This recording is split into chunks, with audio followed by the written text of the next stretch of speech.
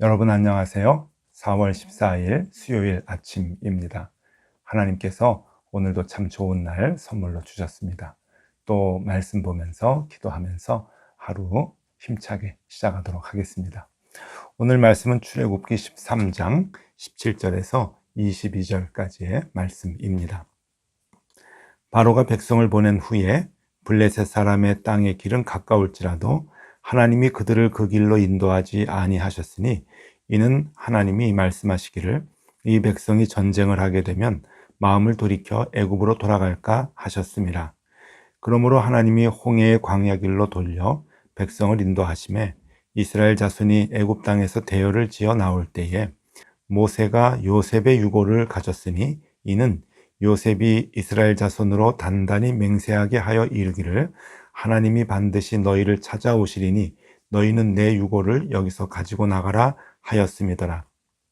그들이 숫곳을 떠나서 광야 끝 에담의 장막을 치니 여호와께서 그들 앞에서 가시며 낮에는 구름 기둥으로 그들을 인도하시고 밤에는 불 기둥을 그들에게 비추사 낮이나 밤이나 진행하게 하시니 낮에는 구름 기둥 밤에는 불 기둥이 백성 앞에서 떠나지 아니하니라.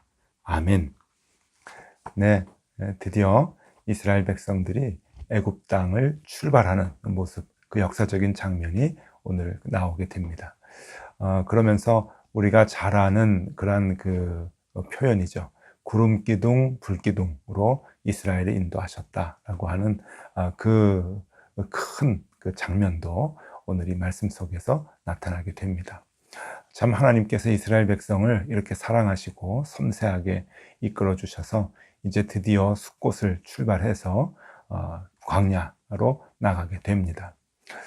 여기 보니까 블레셋 쪽으로 가지 않고 홍해 쪽으로 가도록 하나님께서 인도하신 모습이 나오는데, 그 인도하신 이유는 블레셋 쪽으로 가면은 가나안으로 들어가는 것이 빠르긴 합니다. 해변길입니다. 지중해 쪽으로 해서 해변으로 쭉 올라가면 그냥 쉬지 않고 가면은 한 닷새 정도 걸리는 길이라고 하고요. 또 이스라엘 백성들이 그렇게 많은 사람들이 함께 가면은 2주간이 걸리는 이제 그러한 그 길인데, 지름길이죠. 그런데 그 길로 가지 못하게 하신 것은 그 길에 이제 블레셋이 있고 또 블레셋하고 전쟁을 하게 되는 그런 경우가 생기게 되고요. 또 블레셋과 전쟁을 하지 않더라도 블레셋과의 국경 지역까지 애굽의 군대가 그 길을 이제 진을 치고 있습니다. 왜냐하면은 그 전략적으로 굉장히 중요한 길이거든요. 그 해변길이. 그래서 애굽의 군대가 저쪽 북쪽 가나안 지역에 있는 족속들하고 전쟁을 할 때도 군사가 그 길로 가게 되는 것이고, 또 북방에서 적군들이 내려올 때 그것을 지키기 위해서라도 그 길목길목에 애굽 군대가 이제 주둔을 하고 있어야 되기 때문에 그 블레셋으로 가는 길, 블레셋을 통해서 이스라엘 가나안 땅으로 가는 그 길에는 군사들이 많이 있었습니다. 그러니까 어쩔 수 없이 전쟁을 치르게 되는데, 그렇게 되면은 이스라엘 백성들이 겁에 질려서 다시금 애굽 땅으로 돌아가고자 하는 그런 마음이 생길까봐 전혀 다른 길, 광야의 길로 가게 만드셨던 거죠. 결국은 그 광야의 길은 하나님의 의도대로 2주 만에 가나안 땅으로 가는 것이 아니라 40년 동안 그 광야의 길을 가면서 애굽에서의 모든 삶의 문화들을 이제 다 떨쳐내버리는 그런 그 훈련들을 하게 합니다. 자, 오늘 말씀의 중요한 것은 이제 광야로 들어갈 때 하나님께서 그들과 함께 하시는 그런 하나님의 임재의 모습이 나타나게 됩니다. 그것이 구름 기둥과 불 기둥이죠. 하나님께서 이스라엘 백성들이 가나안에 가기까지 앞에서 인도해 주시는 것을 눈으로 볼 수 있는 하나님의 임재에 대한 모습이라고 볼 수가 있습니다. 그러니까 하나님의 깊은 개입이 이제 계속해서 나타나게 되는 것을 이스라엘 백성들은 경험하게 되는 것이죠. 이 구름 기둥과 불 기둥은 뭐 아주 오래된 옛날이니까 사진으로는 볼 수 없습니다. 상상으로 많은 사람들이 이제 그림을 그리는데요. 그 그림들 중에 가장 현실적인, 그러니까 그 그림들 중에 비현실적인 그림들이 대부분 많이 있고요. 가장 현실적인 이제 그림이라고 생각되는 것을 좀 소개해 드리면 이렇습니다. 먼저 구름 기둥을 좀 보시면은요. 이 구름 기둥은 이제 안내의 역할도 하지만 그 광야의 낮 기온이 굉장히 높습니다. 햇빛이 또 강렬하게 내리쬐게 되면은 움직이거나 활동하는 것이 거진 불가능할 정도로 사람을 지치게 하고 이렇게 힘들게 하는데, 아마 그 태양도 가려주는 역할을 하지 않았는가 그렇게 여겨집니다. 그래서 구름 기둥이 길을 안내하는, 앞서서 길을 안내하는 역할과 해를 가려주는 역할, 이 두 가지를 다 같이 하는 그런 이제 그림이 되겠고요. 또 이제 불 기둥은 밤에 이제 그 불 기둥을 비춰서 안내를 하는 이제 그런 그 역할을 하는데, 아마 이거는 그 하늘까지 다 덮게 되면은 굉장히 무서워서 아마 활동을 못할 것 같습니다. 그래서 이 그림을 보면은 아마 이 그림이 가장 현실적이지 않는가 하는 생각이 좀 들거든요. 그래서 밝기를 이제 환하게 밝혀주고 또 온도도 따뜻하게 해주는 그런 역할을 하지 않았을까 이렇게 생각을 하는데, 결국 구름기둥과 불기둥이라고 하는 것은 이 보호와 안내의 역할을 하는 것이죠. 보호는 안전하게 보호하는 것을 의미합니다.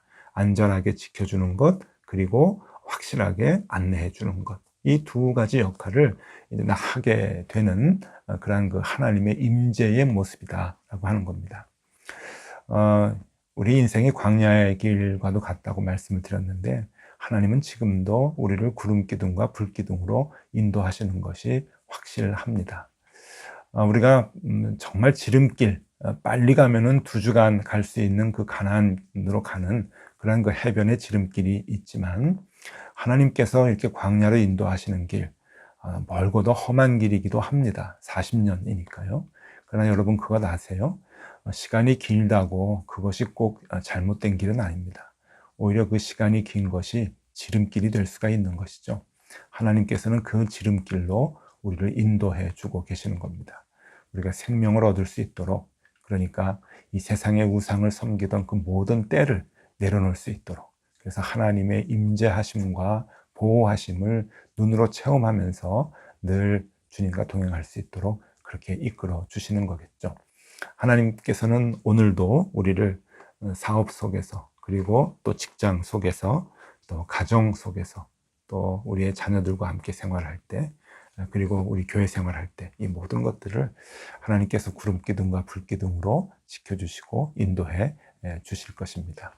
오늘 말씀을 보니까 21절입니다. 21절에 여호와께서 그들 앞에서 가시며 낮에는 구름기둥으로 그들의 길을 인도하시고 밤에는 불기둥을 그들에게 비추사 낮이나 밤이나 진행하게 하시니. 네, 급할 때는 밤에도 갈 수 있도록 그렇게 해주시고요. 또 쉴 때는 따뜻하게 또 보호도 해주시고, 그런 그 모든 상황 가운데서 하나님께서 지키시고 인도하시는, 보호하시는 그러한 그 모습을 우리에게 보여주고 있는데, 여기서 참 중요한 것이 하나 나옵니다. 그 중요한 것이 뭔가 하면은요, 21절에 그들 앞에서 하나님이 언제나 앞에서 가신다 하는 거죠. 우리가 갈 길을 몰라 불안해하고 또 힘들어할 때 하나님은 언제나 앞에서 우리의 길을 인도하신다 하는 것이고요. 또 중요한 것은 22절입니다. 22절에 보면은 낮에는 구름기둥 밤에는 불기둥이 백성 앞에서 떠나지 아니하니라. 떠나지 않았다. 네, 참 우리에게 힘이 되는 말씀이죠. 하나님께서 떠나지 아니하신다. 우리는 자꾸 눈에 보이지 않으니까 구름기둥이 없어지고 불기둥이 없어진 것 같이 보이고요. 하나님이 우리의 삶에 신경을 안 쓰시는 것 같이 생각이 돼서 늘 불안한 마음이 있습니다. 그러나 아닙니다, 여러분. 하나님께서는 우리를 떠나지 아니하신다. 그리고 언제나 우리를 섬세하게 인도하신다라고 하는 것을 우리가 알 수 있어야 합니다. 우리 앞에서 우리를 인도해 주시는 그 구름기둥과 불기둥, 여러분 오늘도 분명히 있는데 그것을 우리가 볼 수 있는 영적 눈을 가지면 참 좋겠습니다. 우리가 지금까지 살아온 것, 광야에서 힘들고 어려운 삶, 여러분 많이 힘드셨죠. 그러나 하나님께서 지켜주시고 인도해 주시고 하나님의 계획을 따라서 이끌어 주신 것 분명합니다. 그것을 볼 수 있으면 여러분 그것이 생명이죠. 그 하나님을 오늘도 보고 그 하나님을 오늘도 의지하며 그렇게 살아가면 좋겠습니다.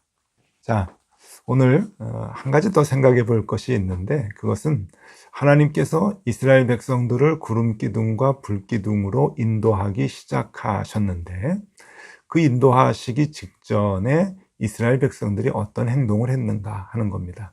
그것은 여러분 놀랍게도 모세가 요셉의 시신을 가지고 온 겁니다. 여기 말씀을 보니까 19절에 이렇게 나오네요. 모세가 요셉의 유고를 가졌으니 이는 요셉이 이스라엘 자손으로 단단히 맹세하게 하여 이르기를 하나님이 반드시 너희를 찾아오시리니 너희는 내 유고를 여기서 가지고 나가라 하였음이더라. 네, 아주 옛날, 그러니까 시간으로 따져보면은 한 350년 이전이 되겠죠. 요셉이 이제 죽을 때 나중에 너희들이 나갈 때 내 유고를 가지고 나가라 라고 하는 그러한 그 유언을 합니다. 이제 그 유언을 이제 그 지키고 있는 것이죠. 그 상황을 좀 보면은, 유언을 하는 상황을 조금 보면은요, 창세기 50장 말씀인데, 창세기 50장 24절에서 26절인데 한번 들어보세요, 여러분. 요셉이 그의 형제들에게 이르되 나는 죽을 것이나 하나님이 당신들을 돌보시고 당신들을 이 땅에서 인도하여 내사 아브라함과 이삭과 야곱에게 맹세하신 땅에 이르게 하시리라 하고, 요셉이 또 이스라엘 자손에게 맹세시켜 이르기를 하나님이 반드시 당신들을 돌보시리니 당신들은 여기서 내 해골을 메고 올라가겠다 하라 하였더라. 요셉이 110세의 죽음에 그들이 그의 몸에 향재료를 넣고 애굽에서 입관하였더라. 네, 요셉이 죽을 때에 유언했던 그러한 그 모습입니다. 그리고 그 유언의 내용이죠. 자, 요셉이 죽었을 때 향재료를 넣고 이제 입관을 했다. 이게 뭡니까? 그 옛날에 그 이집트 사람들이 왕이나 귀족이 죽으면 미라로 만들게 되는 거죠. 사진을 한번 보여드리겠습니다. 아마 요셉도 이제 총리였기 때문에 이렇게 미라로 아주 잘 이제 입관을 해서 좋은 석실에 아마 모셨을 것이라 생각을 합니다. 어디에 묻혔는지, 장례가 되었는지는 성경에 정확히 나와 있지 않고, 또 역사적인 그 증거들도 요셉의 묘를 찾을 수는 없습니다만은, 이 모세가 이스라엘 백성과 함께 이 요셉의 유고를 가지고, 그러니까 이제 뼈를 수습해서 가져간 게 아니죠. 아까 그 사진을 본 것 같이 그렇게 미라 형태를 가지고 이제 광야로 가게 되고 40년 동안 함께 동행해서 가나안 땅으로 들어가게 되죠. 그래서 가나안 땅에 들어가서는 세겜이라고 하는 곳에 이제 장사를 다시 지내게 됩니다.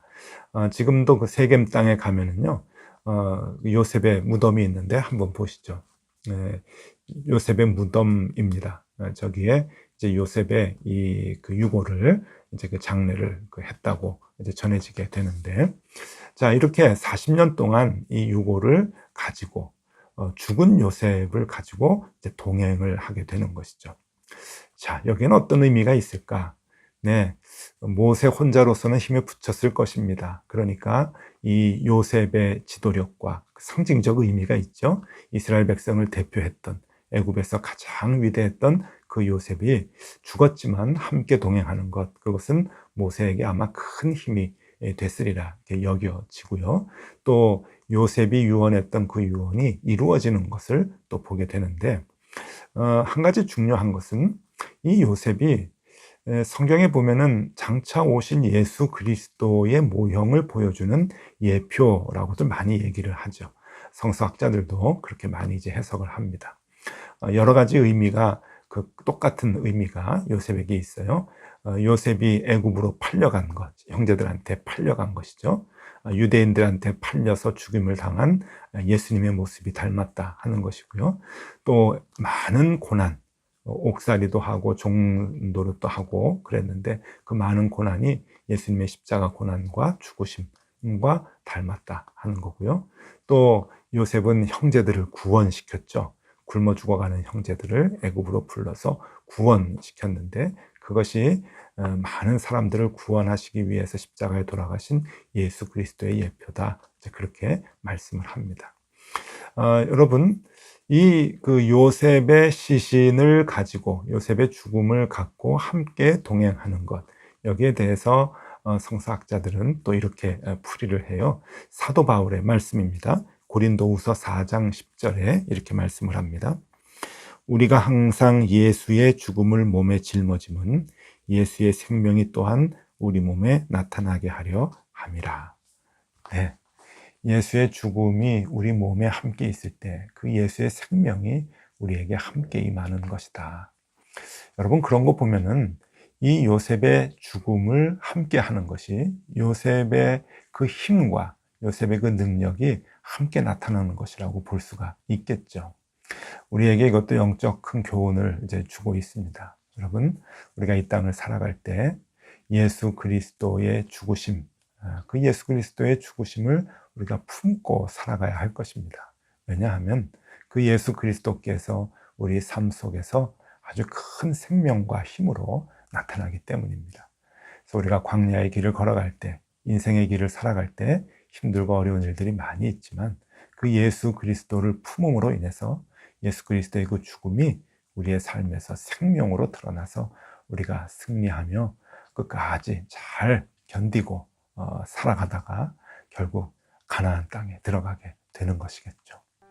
자, 여러분, 오늘은 이거 하나 기억하면 좋겠습니다.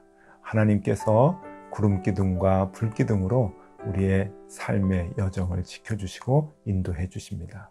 오늘 말씀 보니까 앞서 가신다 하셨고 언제나 함께 하셨다 하셨습니다. 떠나가지 아니하셨다. 네, 그 하나님께서 늘 우리와 함께 하시는데 어떤 자에게 함께 하시는가?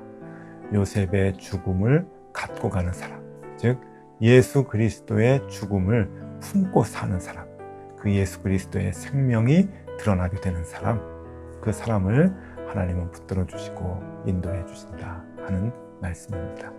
여러분, 오늘도 예수 그리스도와 함께 동행하는 하루가 되실 수 있기를 바라고 주님의 생명이 우리의 삶 속에서 많이 드러나는 하루가 될 수 있기를 소망합니다. 기도하겠습니다. 하나님, 감사합니다. 우리가 주님을 품고 살아갑니다. 주님과 함께 동행하겠습니다. 주님의 그 생명이 우리의 삶에서 드러나게 하여 주시옵소서. 구름 기둥, 불 기둥 되셔서 오늘도 불꽃같이 지켜주시는 그 주님 의지하며 주님 인도하심 따라 사는 하루가 되게 하여 주옵소서. 예수 그리스도 이름으로 기도드리옵나이다. 아멘. 네, 함께 기도하시겠습니다.